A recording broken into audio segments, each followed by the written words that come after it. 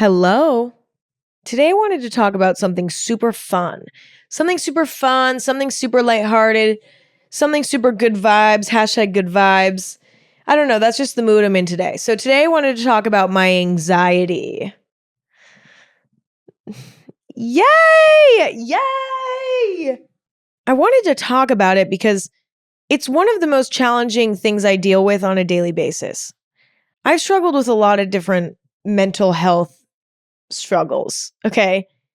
Anxiety is definitely not the only one, but I would say anxiety has been the most challenging overall. And it just never really seems to go away from me. It's something that I'm constantly battling. And so I just wanted to talk about it today. Talk about my experience, talk about how I deal with it, and that's what's on the agenda. I would say my anxiety started at birth. I don't think a day has gone by in my life when I haven't been anxious. And that's very different than the other mental health struggles I've had because my struggle with, say, depression came on when I was in high school, etc. Like everything else I've dealt with has kind of showed up later in life, whereas my anxiety has been with me since day one. And I would say the way that it showed itself when I was a kid was in my emotional attachment to my parents. And then when I wasn't around my parents, stuffed animals. I grew up an only child and I was very attached to my parents. They have always been my world. They've always been my best friends. They've always been my only place of comfort. That is my parents to me. And I'm so grateful for that because I know that that is not necessarily a super common experience. And I've just always been very dependent on them, for better or for worse. I don't know if that's necessarily a good thing. And when I was a child, I had a really hard time separating with them at any point. So when I would have to go to preschool or I would have to go to a play date with my friends, I would break down. And so I began coping with that by replacing my parents with a stuffed animal. If I couldn't be with my parents, I'd be with a certain stuffed animal. I started associating stuffed animals with my parents, usually because they would give me these stuffed animals, and then I would feel like there was a piece of them in these stuffed animals. So I had quite a few over the years. I had one named Biggie Big. This is probably the most iconic stuffed animal I had in my childhood. It's even tattooed on my arm. If you're watching the video episode, you can see it's this little bunny on my arm here. Biggie Big was like my best friend, okay? When I was feeling scared, anxious, uncomfortable, I could take Biggie Big's ear and I could suck my thumb and rub Biggie Big's ear on my lip. How I figured out that this made me feel safe and comfortable and less anxious, I don't know, but it distracted me. It made me feel comfortable. And that was the coping mechanism I had for my anxiety as a child. But unfortunately, Biggie Big was a little bit too big, okay? He was like a foot tall or maybe 10 inches tall. And when I started going to school, preschool, I couldn't bring Biggie Big with me. So I had to find another stuffed animal. So I had a little tabby cat that I used to bring around with me. I also had a little teeny dog stuffed animal that I'd keep in my pocket, a tiny little dog. Like it was maybe the size of a clementine orange, like pretty tiny. And I always had to have a little stuffed animal with me. And if I didn't, I felt naked. I did not like feeling alone. I've always felt very alone in the world when I was not with my parents. I felt vulnerable. I felt scared. And it was torture for me. I was always the kid who didn't want to sleep over when everybody was having a sleepover. I was always the kid that had to leave, like the birthday party early because they were anxious and wanted to go see their parents. That was always me. I remember one time I was at a park in my neighborhood and I fell into a river. There was like a river that ran next to the park, and the little tiny dog stuffed animal that I always kept in my pocket fell out into the river. Now, to add some significance to this little dog stuffed animal, his name was Mikey Mike. So if I refer to him as Mikey Mike, now you understand. Mikey Mike was given to me by my dad. And every time I would miss him or feel scared or feel anxious, I'd reach into my pocket and I would hold on to Mikey Mike and I'd squeeze Mikey Mike. And I would focus on squeezing Mikey Mike. And eventually I would calm down. So Mikey Mike falling out of my pocket and starting to flow down the river made me lose my mind. I was freaking out. I was crying. My friend was trying to help me find it. Eventually we find Mikey Mike. Thank God. Okay. He's covered in dirt. He's disgusting. I didn't care. Got home, washed him off, put him back in my pocket. Mikey Mike was always in my pocket. It wasn't just like I enjoyed these stuffed animals because they were my little friends. It was my only sense of comfort at the time when my parents weren't around. My emotional attachment to objects lasted until I was probably 8 or 9 years old, especially with Biggie Big, my bunny, my little bunny doll thing with the ear. And I would suck my thumb and rub the ear on my lip every day. And obviously I got to a point where I couldn't do that in public, obviously, you know, like I was doing that, sucking my thumb with Biggie Big's ear until I was 8 or 9 years old. Yes, it did get to a point where it was like, okay, I can't do that anymore in public. So it became something I just did at home. But I needed that to cope with how scared I was of everything. I didn't understand why I was so scared. Like I just constantly felt scared and uncomfortable. But eventually my anxiety kind of calmed down. You know, in middle school and high school, I definitely did have anxiety, but it was more social. You know, I would get anxious that people didn't like me. I would get anxious that I did something embarrassing. I was so focused on social interactions that my anxiety was mainly rooted in that rather than having separation anxiety from my parents. But I would say this was a period of my life that I was actually doing pretty good with my anxiety. Middle school and high school, I was more depressed. But that's a story for another day. We're talking about anxiety today. Now, my anxiety was pretty good for those teen years. The worst was yet to come. Looking back now, I still acknowledge that I struggled with it and I still empathize with myself then, but my God, it really only got worse. So I consider that time minor anxiety now in comparison to what I deal with now. But I think the reason why I wasn't anxious was because I was so distracted. You know, middle school and high school for me was a time of such growth that I didn't even have the mental space to be anxious almost.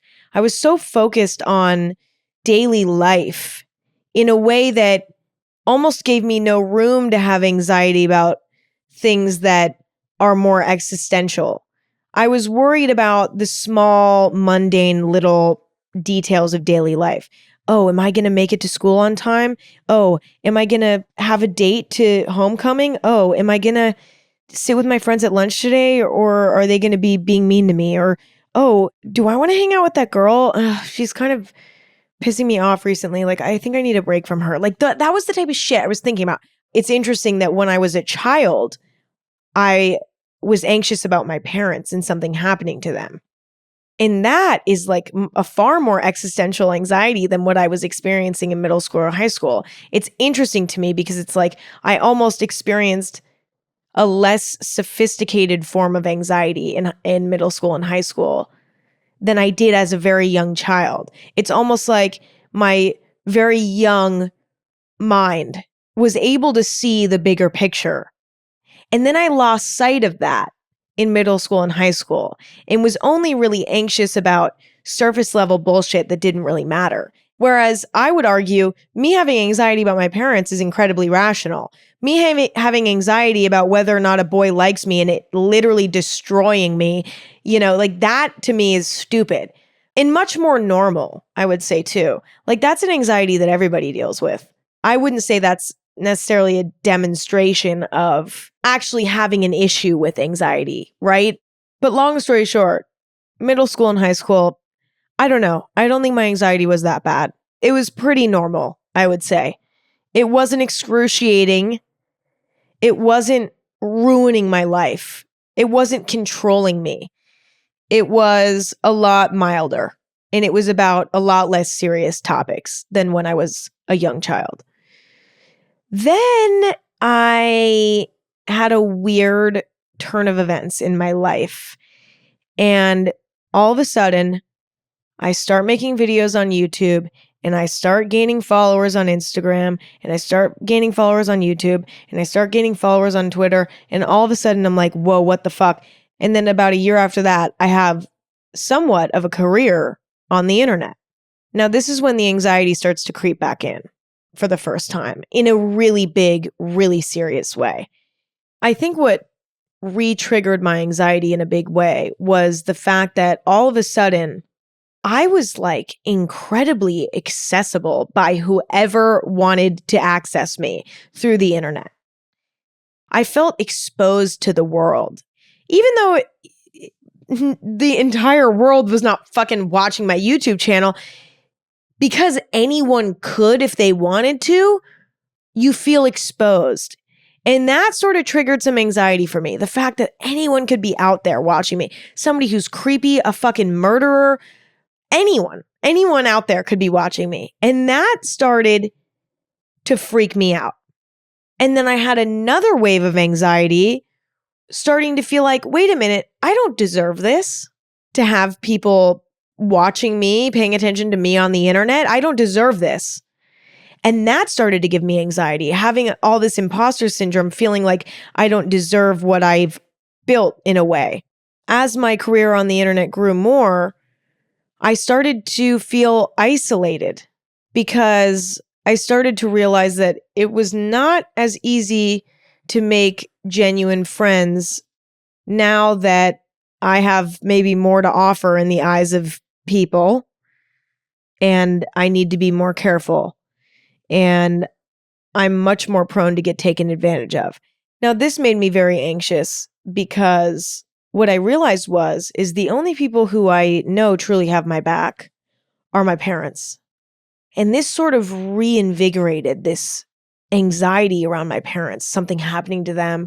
But I want to express properly how this anxiety was not just normal discomfort. You know, I would already be anxious sort of baseline, and then these sorts of things would just amp it up by 10,000. And that's what was so challenging about this time in my life when I was growing my career on the internet, already with this sort of baseline of having anxiety. You know, it's like when a lot of anxiety-inducing things happen to you and you already are just anxious baseline, it can become so overwhelming so fast because your resting position is being anxious. And then it's like you add on all this shit and it's like, oh my God, it's so much mentally to handle. So I started to become anxious about my parents again, realizing that they might be the only people I have who truly care about me for me as a human being and aren't trying to gain something from their relationship with me. I knew that they didn't, but I didn't know that about anyone else. And that was god awful. And then in between all of those big moments where I had big explosions of anxiety due to me already being anxious and then something else happening on top of it, I was having these little, struggles here and there that were less explosive maybe, but still challenging. And I think the way I coped with my worsened anxiety after middle school and high school was through a few things. I'm looking back at the last few years at how I've coped with my anxiety, and I've kind of tried everything. There was a period of time when I spent all my time with people. I was constantly around friends, constantly around people, never alone, never giving myself a moment to sort of be alone in my anxious thoughts.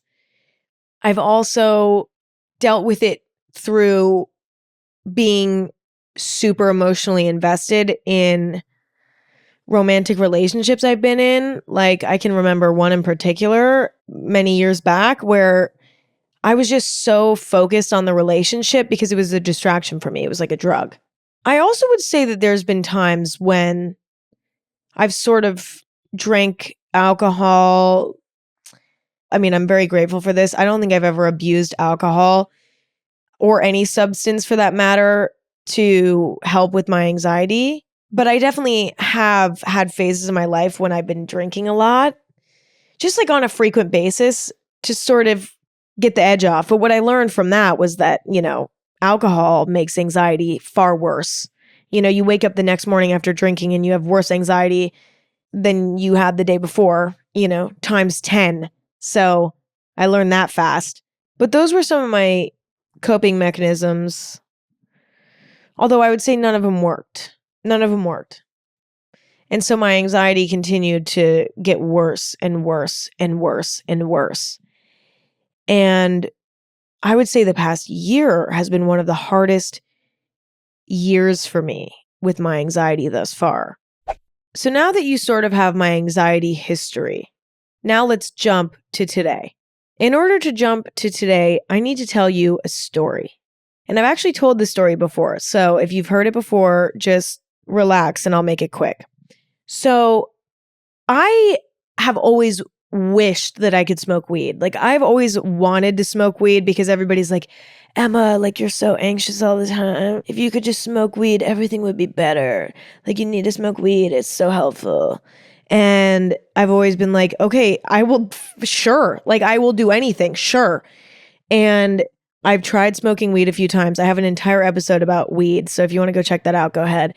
But I've tried a few times and it's been awful pretty much every time. The first time I smoked a dab pen, okay, lost it, had a panic attack, freaked out, whatever. Smoked a joint once, one little teeny little off the joint, super cool, super lit, had a total freak out, thought I was time traveling. Like, I'm not kidding. I have a terrible reaction to weed. And then there's been a few other times too. Every time I tried it, absolute chaos. Total panic attack, total freak out, not good. Okay. And so I just kind of decided that weed was not for me. But then I got introduced to these weed gummies, these edibles. And I was like, okay, cool. And so I took an edible one night and it was actually really great. I was like, this is what weed is all about. Okay, cool. I just felt relaxed and sleepy. And that was it. And I was like, okay, this is great. Maybe I could get into this. So then for a few months, I was actually taking edibles in small doses, just to kind of get me relaxed at the end of the day. And it was great. It was like a total part of my routine for a little bit there. And I felt like it was actually really helping me. I felt overall calmer in my life during that time. And it could have totally been placebo, but I don't know. I felt like there was no harm being done by me taking these edibles to fall asleep at night. And then something bad happened. So I took my edibles one night to go to sleep and I'm scrolling through Instagram. The way I'm about to describe this, you're going to not understand what I'm saying, but just really try here. So imagine this. I'm scrolling on Instagram and I see a post and it was like a weird post. It was like something that kind of caught my eye, but I kept scrolling. And then in my mind, while I'm high, I'm like, wait, did I see that? Was that post real? And then I scroll back up in my feed to go see if I could find it. So I scroll back up, couldn't find it. Then I start freaking out because I'm like, did I fucking imagine that I saw that? Like, did I not actually see that? And so I start freaking out. I start kind of having a panic attack. And I hadn't had a panic attack in a while. And actually, before that point, I only had maybe had a handful of panic attacks in my life. A real full-fledged panic attack. But in this moment, I had a panic attack. And I started to feel so weird. I felt like time was moving really slowly. I felt like I wasn't in my body. And obviously, when you're high, you already kind of don't feel like you're in your body in a little way. But this was like a whole new level. This was a whole new feeling I'd never felt. I felt like I was 50 feet outside of my body. My mind and body could not have felt more disconnected.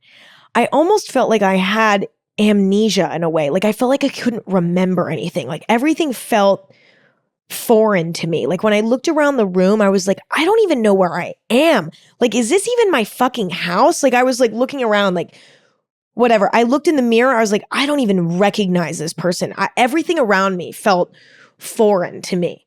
And time was moving so slowly. And I called my dad. I'm freaking out. And I'm like, I took an edible. I'm freaking out. And he started, calming me down. I texted my boyfriend. I'm like, what do I do? What do I do?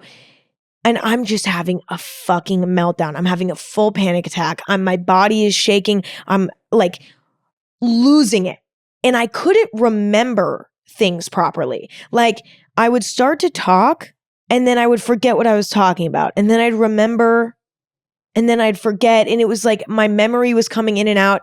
I thought that I was destroyed permanently. Like I thought I would never recover from whatever I was experiencing then. And it was the most terrifying feeling I've ever felt in my life, hands down. And the most terrifying part was not the panic attack itself, me hyperventilating, me shaking uncontrollably, all of that. It was what was happening in my mind. I was unable to think clearly in a way that I had never experienced before. I'd had panic attacks before where I'd completely lost it. I was so scared. I was so anxious. It was unbearable to a point where I have a panic attack and my whole body reacts and I'm shaking and hyperventilating and my mind's racing, and I've experienced that.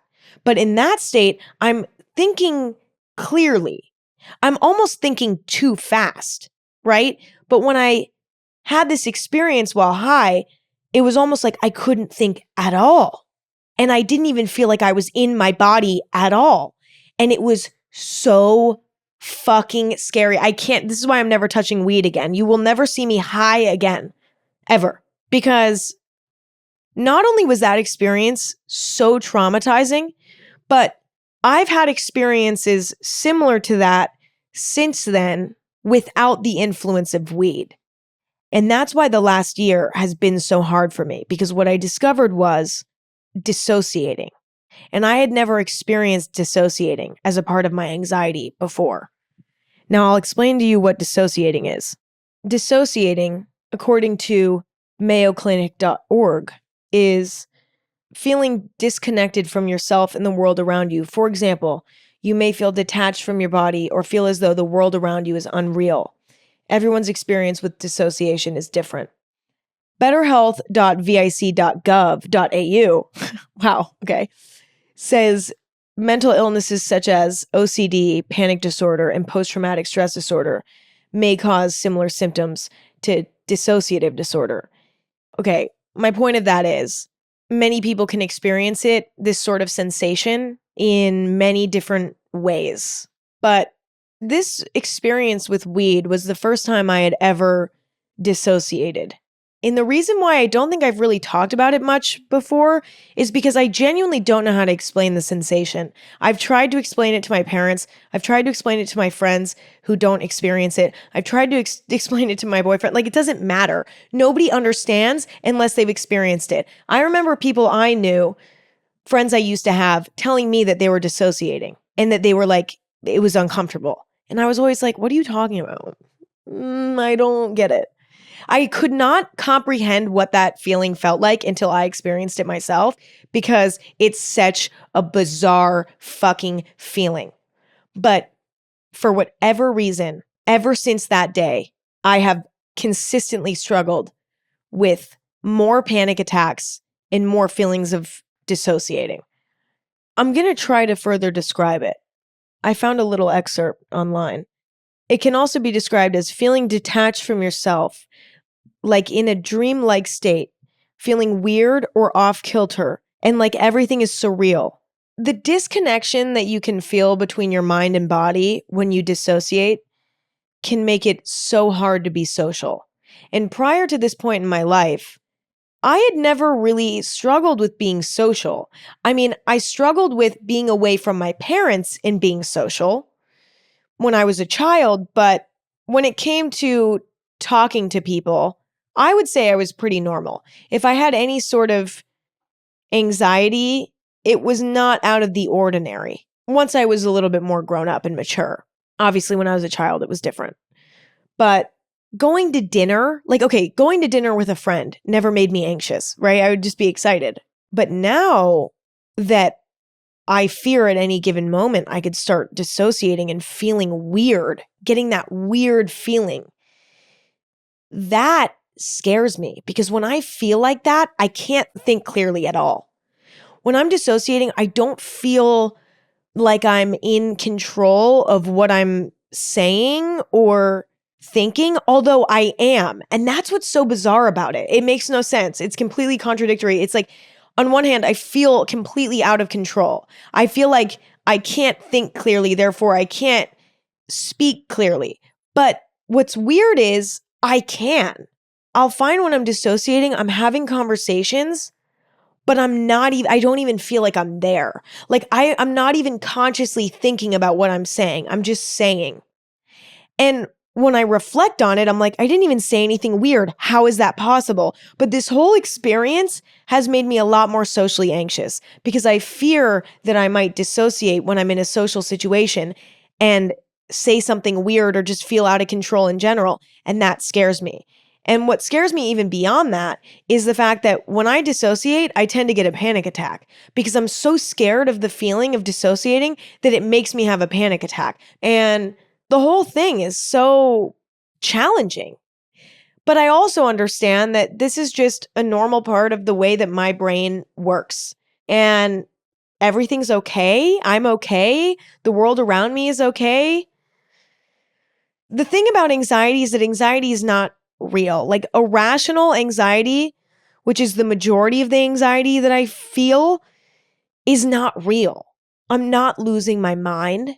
I'm not gonna permanently feel that way. It's just a moment in time. But it's so hard to remember that.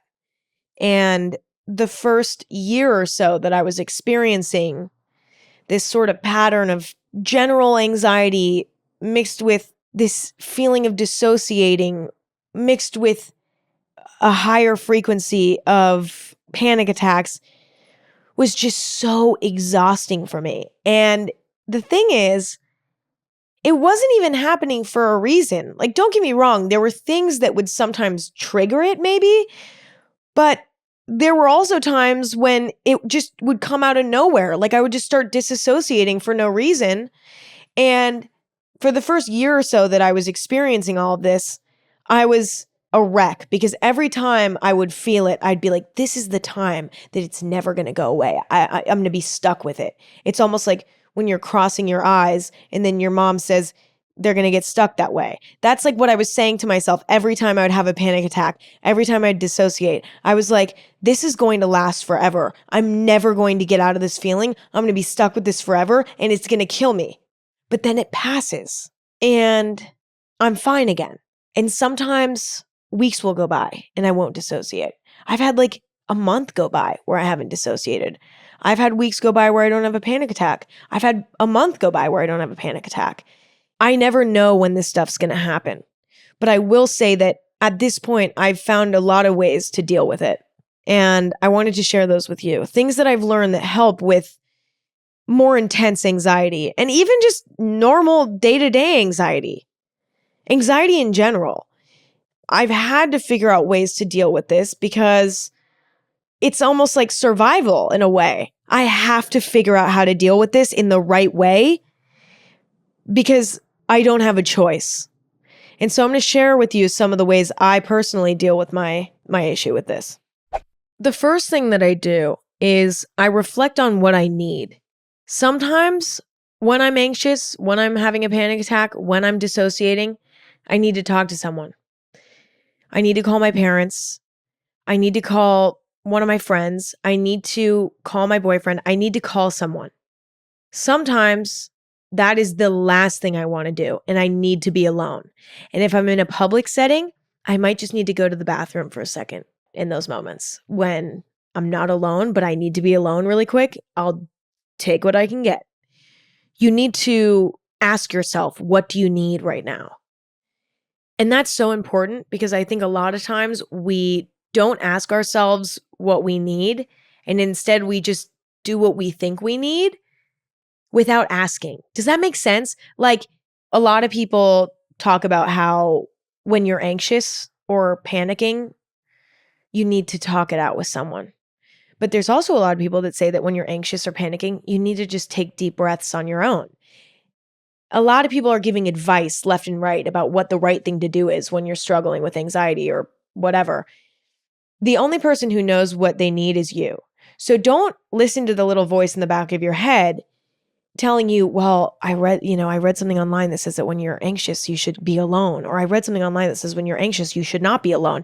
Don't listen to anything that you've ever heard in the past. Don't listen to any advice that anyone's ever given you. Ask yourself, what do I need right now? And there's a chance that you might ask yourself what you need, and it's like your brain's telling you, I need to be alone. So then you go and have a moment alone, and then you're like, this is making it worse. Check in with yourself every minute and ask yourself, okay, what do I need now? What do I need now? And just keep adjusting what you're doing until it eventually passes. You know, in a really scary moment, like when you're having a panic attack or you are dissociating, those are moments when you need to be heavily checking in with yourself, like every few seconds, honestly, because it's so intense. Another thing I do or try to do is let it happen. When I'm in a moment of fear, I try to just close my eyes and let it happen. It draws out the whole process when you try to fight against it. If you're about to have a panic attack and you start fighting against it, you will probably lose that battle. I mean, I've had a few times when I've almost had a panic attack, like I've felt it happening, I felt it coming on. I've started to shake and like I can't breathe and it like starts to happen. And then I've taken deep breaths and I've calmed myself down and I've been able to not get it. That usually is in social settings, but it's tough. Like sometimes you just have to go walk into the bathroom in the middle of a dinner party and have a fucking panic attack, hyperventilate, cry if you need to, like just let it all out. And then once it's over, you just, and you feel better. You released it. Now, this is just my experience. Again, I'm not a doctor. I'm not a psychologist. I'm not a therapist. So I'm just telling you how I deal with this stuff, but you know, somebody else might have a completely different experience where they're like, no, I have to fight against my panic attacks, not let them happen. And that's what makes me feel better. Listen, I don't know for sure. This is just what works for me. Continuing on. I let myself have the panic attack. I let myself dissociate. I let myself get really, really anxious. I just let it happen. I let it pass. And then I'm able to properly move forward. That's the only way that I can get through it. And I try to just accept it while it's happening instead of fighting against it and being like, no, Emma, you need to stop. You can't feel this way. Stop. Think about something else. Think about something else. Think about something else. I just try to sit in the feeling a little bit and address it head on in a way. But that's a lot easier said than done. Because when you're having a panic attack, it can be hard to stop for a minute and say, this will pass soon. Like just let yourself hyperventilate. Let yourself freak out. Instead, I find myself fighting against it, you know, trying to stop it, trying to like, I don't know, convince myself that it's not happening or something. It's all a really weird psychological battle in your mind when you're going through it. I think my favorite way to sort of not fight against it, but also to try to make it better is to, number one, take deep breaths, which I know sounds so ridiculous, but I cannot even tell you how much deep breathing has helped me through the last year of my life with all this anxiety. I mean, I'm deep breathing all day. I start to feel myself get really anxious and my heart starts speeding up and I can feel it. And my chest starts to get tight and I start to feel like I can't breathe.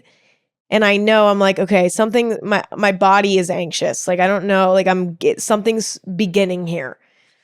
Even if my mind is actually fine, sometimes my body beats me to it. It's really interesting. if I feel anxious in my head or in my body, I just start deep breathing. Like I breathe in my nose, breathe out my mouth, breathe in my nose, breathe out my mouth, and I just keep doing it.